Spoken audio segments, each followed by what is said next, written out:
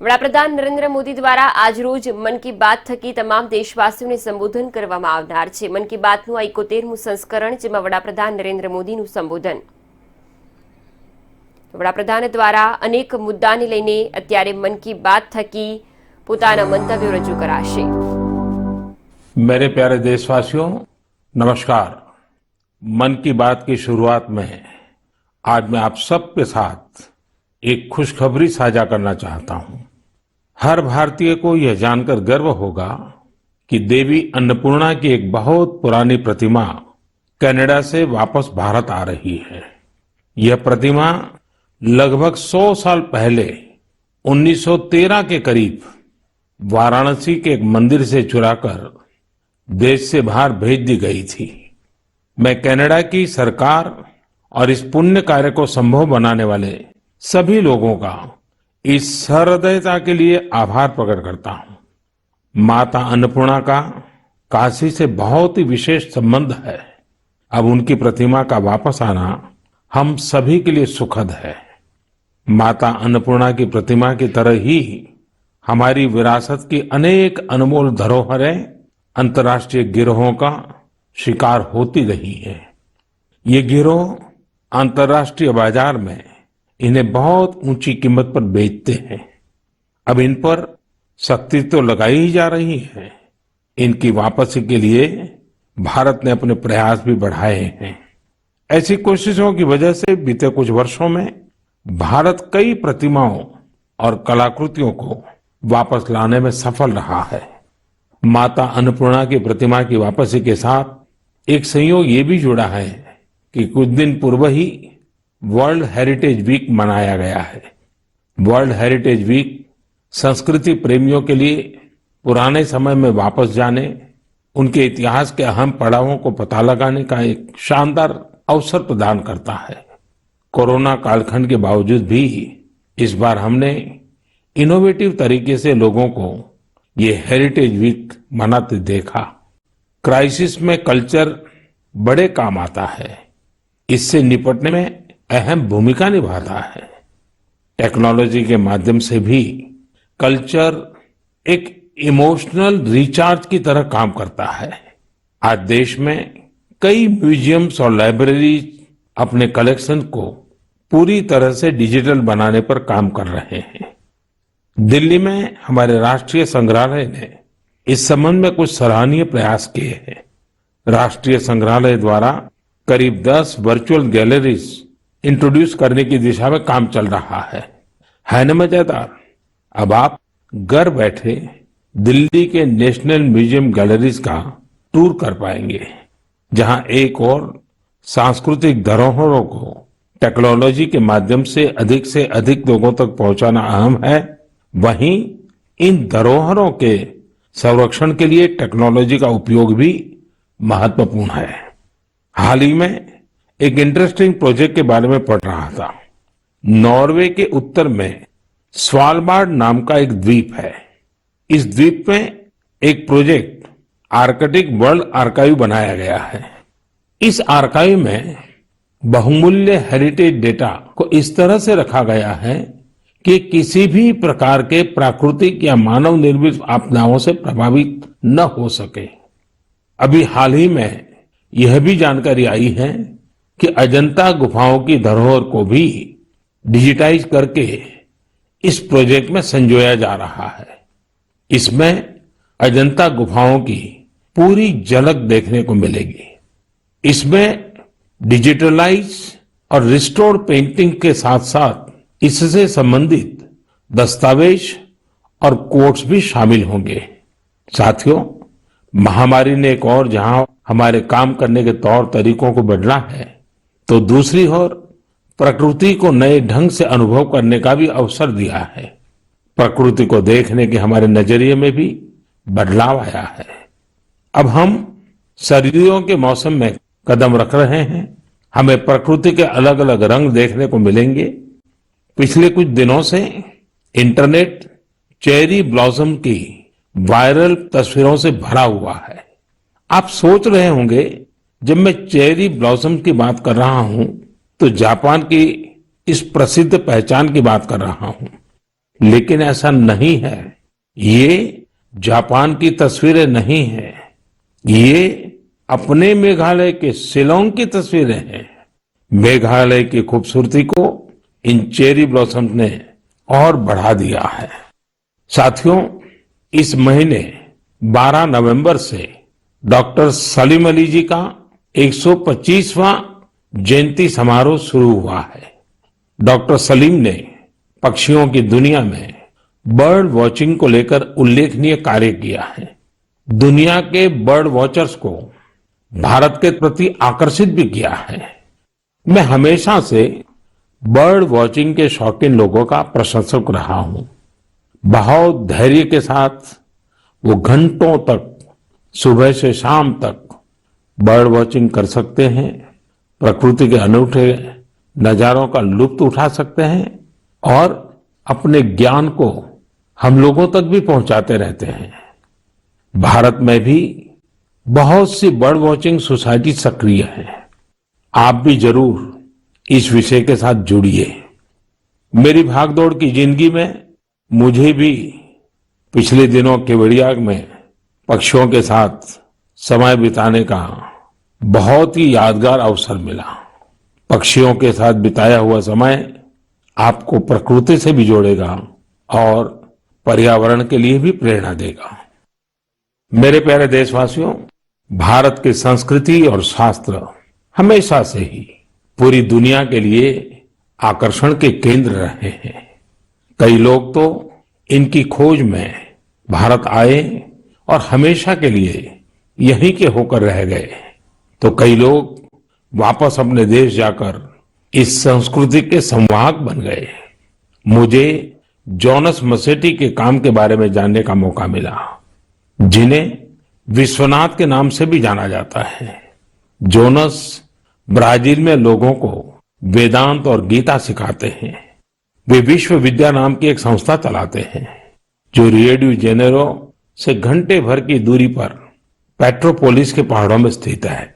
Jonas ने mechanical engineering की पढ़ाई करने के बाद स्टॉक मार्केट में अपनी कंपनी में काम किया। बाद में उनका रुझान भारतीय संस्कृति और खासकर वेदांत की तरफ हो गया। स्टॉक से लेकर के स्पिरिचुअलिटी तक वास्तव में उनकी एक लंबी यात्रा है। जोनस ने भारत में वेदांत दर्शन का अध्ययन किया और 4 साल तक वे कोयम्बतूर के आर्ष विद्या गुरुकुलम में रहे। जोनस में एक और खासियत है, वह अपने मैसेज को आगे पहुंचाने के लिए टेक्नोलॉजी का प्रयोग कर रहे हैं। वह नियमित रूप से ऑनलाइन प्रोग्राम्स करते हैं। वे प्रतिदिन पॉडकास्ट करते हैं। पिछले 7 वर्षों में जोनस ने वेदांत पर अपने फ्री ओपन कोर्सेज के माध्यम से 1.5 लाख से अधिक स्टूडेंट्स को पढ़ाया है। जोनस न केवल एक बड़ा काम कर रहे हैं, बल्कि उसे एक ऐसी भाषा में कर रहे हैं जिसे समझने वालों की संख्या भी बहुत अधिक है। लोगों में इसको लेकर काफी रुचि है कि कोरोना और क्वारंटाइन के इस समय में वेदांत कैसे मदद कर सकता है। मन की बात के माध्यम से मैं जोनस को उनके प्रयासों के लिए बधाई देता हूं और उनके भविष्य के प्रयासों के लिए शुभकामनाएं देता हूं। साथियों, इसी तरह अभी एक खबर पर आपका ध्यान जरूर गया होगा। न्यूजीलैंड में वहां के नवनिर्वाचित एमपी डॉक्टर गौरव शर्मा ने विश्व की प्राचीन भाषाओं में से एक संस्कृत भाषा में शपथ ली है। एक भारतीय के तौर पर भारतीय संस्कृति का ये प्रसार हम सबको गर्व से भर देता है। मन की बात के माध्यम से मैं गौरव शर्मा जी को शुभकामनाएं देता हूं। हम सभी की कामना है वो न्यूजीलैंड के लोगों की सेवा में नई उपलब्धियां प्राप्त करें। मेरे प्यारे देशवासियों, कल 30 नवंबर को हम श्री गुरु नानक देव जी का 551वां प्रकाश पर्व मनाएंगे। पूरी दुनिया में गुरु नानक देव जी का प्रभाव स्पष्ट रूप से दिखाई देता है। वैंकूवर से वेलिंगटन तक, सिंगापुर से साउथ अफ्रीका तक उनके संदेश हर तरफ सुनाई देते हैं। गुरु ग्रंथ साहिब में कहा गया है, सेवक को सेवा बन आई, यानी सेवक का काम सेवा करना है। बीते कुछ वर्षों में कई अहम पड़ाव आए और एक सेवक के तौर पर हमें बहुत कुछ करने का अवसर मिला। गुरु साहिब ने हमसे सेवा ली। गुरु नानक देव जी का ही 550वां प्रकाश पर्व, श्री गुरु गोविंद सिंह जी का 350वां प्रकाश पर्व, अगले वर्ष श्री गुरु तेग बहादुर जी का 400वां प्रकाश पर्व भी है। मुझे महसूस होता है कि गुरु साहब की मुझ पर विशेष कृपा रही, जो उन्होंने मुझे हमेशा अपने कार्यों में बहुत करीब से जोड़ा है। साथियों, क्या आप जानते हैं कि कच्छ में एक गुरुद्वारा है, लखपत गुरुद्वारा साहब। श्री गुरु नानक जी अपनी उदासी के दौरान लखपत गुरुद्वारा साहिब में रुके थे। 2001 के भूकंप से इस गुरुद्वारे को भी नुकसान पहुंचा था। यह गुरु साहिब की कृपा ही थी कि मैं इसका जीर्णोद्धार सुनिश्चित कर पाया। न केवल गुरुद्वारा की मरम्मत की गई, बल्कि उसके गौरव और भव्यता को भी फिर से स्थापित किया गया। हम सबको गुरु साहब का भरपूर आशीर्वाद भी मिला। लखपत गुरुद्वारा के संरक्षण के प्रयासों को 2004 में UNESCO Asia Pacific heritage award में अवार्ड ऑफ डिस्टिंक्शन दिया गया। अवार्ड देने वाली जूरी ने यह पाया कि मरम्मत के दौरान शिल्प से जुड़ी बारीकियों का विशेष ध्यान रखा गया। जूरी ने यह भी नोट किया कि गुरुद्वारा के पुनर्निर्माण कार्य में सिख समुदाय की न केवल सक्रिय भागीदार रही, बल्कि उनके ही मार्गदर्शन में यह काम हुआ। लखपत गुरुद्वारा जाने का सौभाग्य मुझे तब भी मिला था जब मैं मुख्यमंत्री भी नहीं था। मुझे वहां जाकर असीम ऊर्जा मिलती थी। इस गुरुद्वारे में जाकर हर कोई खुद को धन्य महसूस करता है। मैं इस बात के लिए बहुत कृतज्ञ हूं कि गुरु साहब ने मुझसे निरंतर सेवा ली है। पिछले वर्ष नवंबर में ही करतारपुर साहिब कॉरिडोर का खुलना बहुत ही ऐतिहासिक रहा। इस बात को मैं जीवन भर अपने हृदय में संजोकर रखूंगा। ये हम सभी का सौभाग्य है कि हमें श्री दरबार साहिब की सेवा करने का एक और अवसर मिला। विदेश में रहने वाले हमारे सिख भाई बहनों के लिए अब दरबार साहिब की सेवा के लिए राशि भेजना और आसान हो गया है।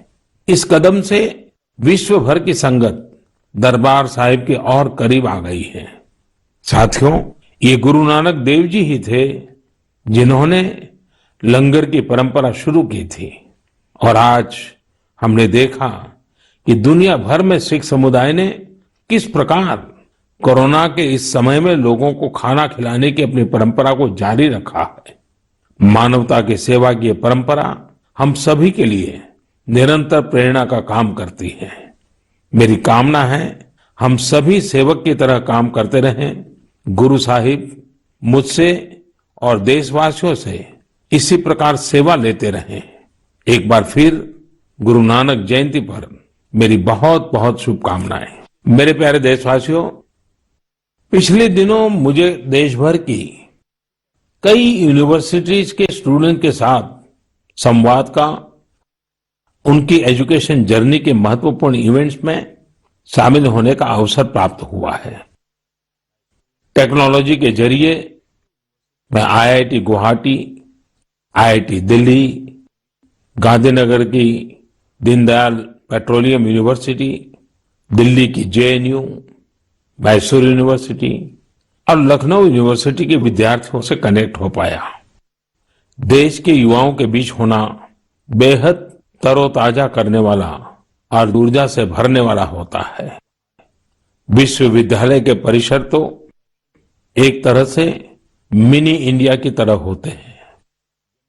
एक तरह जहां इन कैंपस में भारत की विविधता के दर्शन होते हैं, वहीं दूसरी तरफ वहां न्यू इंडिया के लिए बड़े बड़े बदलाव का पैशन भी दिखाई देता है।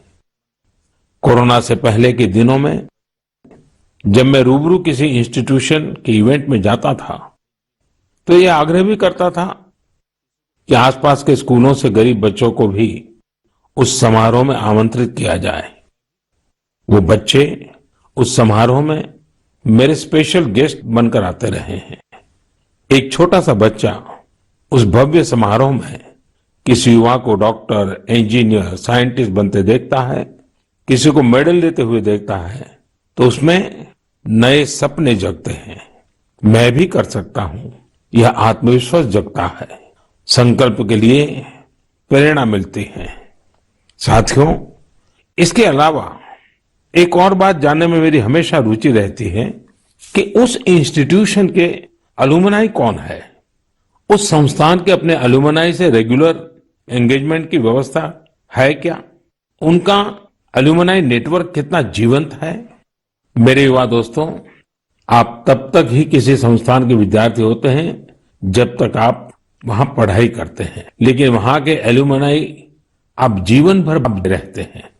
स्कूल, कॉलेज से निकलने के बाद दो चीजें कभी खत्म नहीं होती हैं। एक, आपकी शिक्षा का प्रभाव, और दूसरा, आपका अपने स्कूल, कॉलेज से लगाव। जब कभी एलुमनाई आपस में बात करते हैं तो स्कूल, कॉलेज की उनकी यादों में किताबों और पढ़ाई से ज्यादा कैंपस में बिताया गया समय और दोस्तों के साथ गुजारे गए लम्हे होते हैं। और इन्हीं यादों में से जन्म लेता है एक भाव इंस्टीट्यूशन के लिए कुछ करने का। जहां आपके व्यक्तित्व का विकास हुआ है, वहां के विकास के लिए आप कुछ करें, इससे बड़ी खुशी और क्या हो सकती है। मैंने कुछ ऐसे प्रयासों के बारे में पढ़ा है जहां पूर्व विद्यार्थियों ने अपने पुराने संस्थानों को बढ़ चढ़ करके दिया है। आजकल अलुमनाई इसको लेकर बहुत सक्रिय है। आईआईटियंस ने अपने संस्थानों को conference centres, management centres, incubation centres जैसी कई अलग अलग व्यवस्थाएं खुद बनाकर दी हैं। ये सारे प्रयास वर्तमान विद्यार्थियों के लर्निंग एक्सपीरियंस को इंप्रूव करते हैं। आईआईटी दिल्ली ने एक एंडाउमेंट फंड की शुरुआत की है, जो कि एक शानदार आइडिया है। विश्व की जानी मानी यूनिवर्सिटी में इस प्रकार के एंडाउमेंट्स बनाने का कल्चर रहा है, जो स्टूडेंट्स की मदद करता है। मुझे लगता है कि भारत के विश्वविद्यालय भी इस कल्चर को इंस्टीट्यूशनलाइज करने में सक्षम है। जब कुछ लौटाने की बात आती है तो कुछ भी बड़ा या छोटा नहीं होता है। छोटे से छोटी मदद भी मायने रखती है। हर प्रयास महत्वपूर्ण होता है। अक्सर पूर्व विद्यार्थी अपने संस्थानों के टेक्नोलॉजी अपग्रेडेशन में, बिल्डिंग के निर्माण में, अवार्ड्स और स्कॉलरशिप शुरू करने में, स्किल डेवलपमेंट के प्रोग्राम शुरू करने में बहुत महत्वपूर्ण भूमिका निभाते हैं। कुछ स्कूलों की ओल्ड स्टूडेंट एसोसिएशन ने मेंटरशिप प्रोग्राम शुरू किए हैं। इसमें वे अलग अलग बैच के विद्यार्थियों को गाइड करते हैं, साथ ही एजुकेशन प्रोस्पेक्ट पर चर्चा करते हैं। कई स्कूलों में, खासतौर से बोर्डिंग स्कूलों की एल्यूमनाई एसोसिएशन बहुत स्ट्रांग है, जो स्पोर्ट्स टूर्नामेंट और कम्युनिटी सर्विस जैसी गतिविधियों का आयोजन करते रहते हैं। मैं पूर्व विद्यार्थियों से आग्रह करना चाहूंगा कि उन्होंने जिन संस्था में पढ़ाई की है, वहां से अपनी बॉन्डिंग को और अधिक मजबूत करते रहें, चाहे वह स्कूल हो, कॉलेज हो या यूनिवर्सिटी। मेरा संस्थानों से भी आग्रह है कि एल्यूमनाई एंगेजमेंट के नए और इनोवेटिव तरीकों पर काम करें, क्रिएटिव प्लेटफॉर्म्स डेवलप करें, ताकि एल्यूमनाई की सक्रिय भागीदारी हो सके। बड़े कॉलेज और यूनिवर्सिटीज ही नहीं, हमारे गांवों के स्कूल्स का भी strong, vibrant, active alumni network हो। मेरे प्यारे देशवासियों, 5 दिसंबर को श्री अरविंदो की पुण्यतिथि है। श्री अरविंदो को हम जितना पढ़ते हैं, उतनी ही गहराई हमें मिलती जाती है। मेरे युवा साथी श्री अरविंदो को जितना जानेंगे, उतना ही अपने आप को जानेंगे, खुद को समृद्ध करेंगे। जीवन की जिस भाव अवस्था में आप हैं, जिन संकल्पों को सिद्ध करने के लिए आप प्रयासरत हैं, उनके बीच आप हमेशा से ही श्री अरविंदो को एक नई प्रेरणा देते पाएंगे, एक नया रास्ता दिखाते हुए पाएंगे। जैसे आज जब हम लोकल के लिए वोकल इस अभियान के साथ आगे बढ़ रहे हैं, तो श्री अरबिंदो का स्वदेशी का दर्शन हमें राह दिखाता है। बांग्ला में एक बड़ी ही प्रभावी कविता है, छोईशुतो पॉयमोन्तो आसे तुंग होते, दिसलाई काटी ताऊ आसे पोते, प्रोदीप्ति जालिते खेते छूते जेते, किछुते लोग नौय शादीन। यानी हमारे यहां सुई और दिया सलाई तक विलायती जहाज से आते हैं। खाने पीने सोने किसी भी बात में लोग स्वतंत्र नहीं है। वो कहते भी थे, स्वदेशी का अर्थ है कि हम अपने भारतीय कामगारों कारीगरों की बनाई हुई चीजों को प्राथमिकता दें। ऐसा भी नहीं कि श्री अरबिंदो ने विदेशों से कुछ सीखने का भी कभी विरोध किया हो। जहां जो नया है वहां से हम सीखें। जो हमारे देश में अच्छा हो सकता है उसका हम सहयोग और प्रोत्साहन करें। यही तो आत्मनिर्भर भारत अभियान में वोकल फॉर लोकल मंत्र की भी भावना है। खासकर स्वदेशी अपनाने को लेकर उन्होंने जो कुछ कहा वो आज हर देशवासी को पढ़ना चाहिए। साथियों, इसी तरह शिक्षा को लेकर भी श्री अरबिंदो के विचार बहुत स्पष्ट थे। वो शिक्षा को केवल किताबी ज्ञान, डिग्री और नौकरी तक की सीमित नहीं मानते थे। श्री अरबिंदो कहते थे, हमारी राष्ट्रीय शिक्षा हमारी युवा पीढ़ी के दिल और दिमाग की ट्रेनिंग होनी चाहिए। यानी मस्तिष्क का वैज्ञानिक विकास हो और दिल में भारतीय भावनाएं भी हो, तभी एक युवा देश का और बेहतर नागरिक बन पाता है। श्री अरबिंदो ने राष्ट्रीय शिक्षा को लेकर जो बात तब कही थी, जो अपेक्षा की थी, आज देश उसे नई राष्ट्रीय शिक्षा नीति के जरिए पूरा कर रहा है। मेरे प्यारे देशवासियों, भारत में खेती और उससे जुड़ी चीजों के साथ नए आयाम जुड़ रहे हैं। बीते दिनों हुए कृषि सुधारों ने किसानों के लिए नई संभावनाओं के द्वार भी खोले हैं। बरसों से किसानों की जो मांग थी, जिन मांगों को पूरा करने के लिए किसी न किसी समय में हर राजनीतिक दल ने उनसे वायदा किया था, वो मांगे पूरी हुई हैं। काफी विचार विमर्श के बाद भारत की संसद ने कृषि सुधारों को कानूनी स्वरूप दिया। इन सुधारों से न सिर्फ किसानों के अनेक बंधन समाप्त हुए हैं, बल्कि उन्हें नए अधिकार भी मिले हैं, नए अवसर भी मिले हैं। इन अधिकारों ने बहुत ही कम समय में किसानों की परेशानियों को कम करना शुरू कर दिया है। महाराष्ट्र के धुले जिले के किसान जितेंद्र भोईजी ने नए कृषि कानूनों का इस्तेमाल कैसे किया, ये आपको भी जानना चाहिए। जितेंद्र भोईजी ने मक्के की खेती की थी और सही दामों के लिए उसे व्यापारियों को बेचना तय किया। फसल की कुल कीमत तय हुई करीब 3,32,000 रुपये। जितेंद्र भोई को 25,000 रुपये एडवांस भी मिल गए थे। तय ये हुआ था कि बाकी का पैसा उन्हें 15 दिन में चुका दिया जाएगा।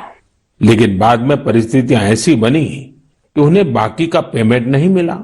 किसान से फसल खरीद लो, महीनों महीनों पेमेंट न करो। संभवतः मक्का खरीदने वाले बरसों से चली आ रही उसी परंपरा को निभा रहे थे। इसी तरह 4 महीने तक जितेंद्र जी का पेमेंट नहीं हुआ। इस स्थिति में उनकी मदद की सितंबर में जो पास हुए हैं, जो नए कृषि कानून बने हैं, वो उनके काम आए। इस कानून में ये तय किया गया है कि फसल खरीदने के 3 दिन में ही किसान को पूरा पेमेंट करना पड़ता है, और अगर पेमेंट नहीं होता है तो किसान शिकायत दर्ज कर सकता है। कानून में एक और बहुत बड़ी बात है, इस कानून में ये प्रावधान किया गया है कि क्षेत्र के एसडीएम को 1 महीने के भीतर ही किसान की शिकायत का निपटारा करना होगा। अब जब ऐसे कानून की ताकत हमारे किसान भाई के पास थी तो उनकी समस्या का समाधान तो होना ही था। उन्होंने शिकायत की और चंद ही दिन में उनका बकाया चुका दिया गया। यानी कि कानून की सही और पूरी जानकारी ही जितेंद्र जी की ताकत बनी। क्षेत्र कोई भी हो, हर तरह के भ्रम और अफवाहों से दूर सही जानकारी हर व्यक्ति के लिए बहुत बड़ा संबल होती है। किसानों में जागरूकता बढ़ाने का ऐसा ही एक काम कर रहे हैं राजस्थान के 12 जिले में रहने वाले मोहम्मद असलम जी। ये किसान उत्पादक संघ के सीईओ भी हैं। जी हाँ, आपने सही सुना, किसान उत्पादक संघ के सीईओ। उम्मीद है बड़ी बड़ी कंपनियों के सीईओज को ये सुनकर अच्छा लगेगा कि अब देश के दूर दराज वाले इलाकों में काम कर रहे किसान संगठनों में भी सीईओज होने लगे हैं। तो साथियों, मोहम्मद असलम जी ने अपने क्षेत्र के अनेकों किसानों को मिलाकर एक व्हाट्सएप ग्रुप बना लिया है। इस ग्रुप पर वो हर रोज आसपास की मंडियों में क्या भाव चल रहा है इसकी जानकारी किसानों को देते हैं। खुद उनका एफपीओ भी किसानों से फसल खरीदता है, इसलिए उनके इस प्रयास से किसानों को निर्णय लेने में मदद मिलती है। साथियों, जागरूकता है तो जीवंतता है। अपनी जागरूकता से हजारों लोगों का जीवन प्रभावित करने वाले एक कृषि उद्यमी श्री वीरेंद्र यादव जी हैं। वीरेंद्र यादव जी कभी ऑस्ट्रेलिया में रहा करते थे। 2 साल पहले ही वो भारत आए और अब हरियाणा के कैथल में रहते हैं। दूसरे लोगों की तरह ही खेती में पराली उनके सामने भी एक बड़ी समस्या थी। इसके सॉल्यूशन के लिए बहुत व्यापक स्तर पर काम हो रहा है। लेकिन आज मन की बात में मैं वीरेंद्र जी को विशेष तौर पर जिक्र इसलिए कर रहा हूं क्योंकि उनके प्रयास अलग है, एक नई दिशा दिखाते हैं। पराली का समाधान करने के लिए वीरेंद्र जी ने पुआल की गांठ बनाने स्ट्रॉ बेलर मशीन खरीदी। इसके लिए उन्हें कृषि विभाग से आर्थिक मदद भी मिली। इस मशीन से उन्होंने पराली के गट्ठे बनाना शुरू कर दिया। गट्ठे बनाने के बाद उन्होंने पराली को एग्रो एनर्जी प्लांट और पेपर मिल को बेच दिया। आप जानकर हैरान रह जाएंगे कि वीरेंद्र जी ने पराली से सिर्फ 2 साल में 1.5 करोड़ रुपए से ज्यादा का व्यापार किया है और उसमें भी लगभग 50 लाख रुपए मुनाफा कमाया है। इसका फायदा उन किसानों को भी हो रहा है जिनके खेतों से वीरेंद्र जी पराली उठाते हैं। हमने कचरे से कंचन की बात तो बहुत सुनी है, लेकिन पराली का निपटारा करके पैसा और पुण्य कमाने का यह अनोखा उदाहरण है। मेरा नौजवानों, विशेषकर कृषि की पढ़ाई कर रहे लाखों विद्यार्थियों से आग्रह है कि वो अपने आसपास के गांवों में जाकर किसानों को आधुनिक कृषि के बारे में, हाल में हुए कृषि सुधारों के बारे में जागरूक करें। ऐसा करके आप देश में हो रहे बड़े बदलाव के सहभागी बनेंगे। मेरे प्यारे देशवासियों, मन की बात में हम अलग अलग भांति भांति के अनेक विषयों पर बात करते हैं, लेकिन एक ऐसी बात को भी 1 साल हो रहा है जिसको हम कभी खुशी से याद नहीं करना चाहेंगे। करीब करीब 1 साल हो रहे हैं जब दुनिया को कोरोना के पहले केस के बारे में पता चला था। तब से लेकर अब तक पूरे विश्व ने अनेक उतार चढ़ाव देखे हैं। लॉकडाउन के दौर से बाहर निकलकर अब वैक्सीन पर चर्चा होने लगी है, लेकिन कोरोना को लेकर किसी भी तरह की लापरवाही अब भी बहुत घातक है। हमें कोरोना के खिलाफ अपनी लड़ाई को मजबूती से जारी रखना है। साथियों, कुछ दिनों बाद ही 6 दिसंबर को बाबा साहब आम्बेडकर की पुण्यतिथि भी है। ये दिन बाबा साहब को श्रद्धांजलि देने के साथ ही देश के प्रति अपने संकल्पों, संविधान ने एक नागरिक के तौर पर अपने कर्तव्यों को निभाने की जो सीख हमें दी है, उसे दोहराने का है। देश के बड़े हिस्से में सर्दी का मौसम भी जोर पकड़ रहा है। अनेक जगहों पर बर्फबारी हो रही है। इस मौसम में हमें परिवार के बच्चों और बुजुर्गों का, बीमार लोगों का विशेष ध्यान रखना है। खुद भी सावधानी बरतनी है। मुझे खुशी होती है जब मैं देखता हूं कि लोग अपने आसपास के जरूरतमंदों की भी चिंता करते हैं, गर्म कपड़े देकर उनकी मदद करते हैं। बेसहारा जानवरों के लिए भी सर्दियां बहुत मुश्किल लेकर आती हैं। उनकी मदद के लिए भी बहुत लोग आगे आते हैं। हमारी युवा पीढ़ी इस तरह के कार्यों में बहुत बढ़ चढ़कर सक्रिय होती है। साथियों, अगली बार जब हम मन की बात में मिलेंगे तो 2020 का ये वर्ष समाप्ति की ओर होगा। नई उम्मीदें, नए विश्वास के साथ हम आगे बढ़ेंगे। आप जो भी सुझाव हो, आइडियाज हो, उन्हें मुझ तक जरूर साझा करते रहिए। आप सभी को बहुत बहुत शुभकामनाएं। आप सब स्वस्थ रहें, देश के लिए सक्रिय रहें। बहुत बहुत धन्यवाद। મન કી બાત થકી અનેક વાતો કહેવામાં આવી, જેમાં ખાસ કરીને કેનેડાથી જે મા અન્નપૂર્ણાની મૂર્તિ આવી રહી છે પરત ભારત, 100 વર્ષ જૂની આ મૂર્તિ છે। વારાણસીથી આ મૂર્તિ ચોરાઈ હતી અને આ મૂર્તિ હવે પરત આવી રહી છે। બીજી બાજુ શીખ સમુદાય માટે પણ વડાપ્રધાને વાત કરી। વડાપ્રધાન દ્વારા કોરોના કાળને પણ ન ભૂલાય તે માટે તમામ પ્રકારની ગાઈડલાઈનનું પાલન કરવાનું પણ તમામ દેશવાસીઓને આહવાન કરવામાં આવ્યું છે। આ સાથે ગુરુ નાનક જયંતિની શુભેચ્છા પણ વડાપ્રધાન દ્વારા પાઠવવામાં આવી। દુનિયા પર ગુરુ નાનકનો જે પ્રભાવ છે તેને લઈને વડાપ્રધાન દ્વારા વાત કરવામાં આવી। આ સિવાય અન્ય કૃષિ મુદ્દાને લઈને પણ વડાપ્રધાને વાત કરી।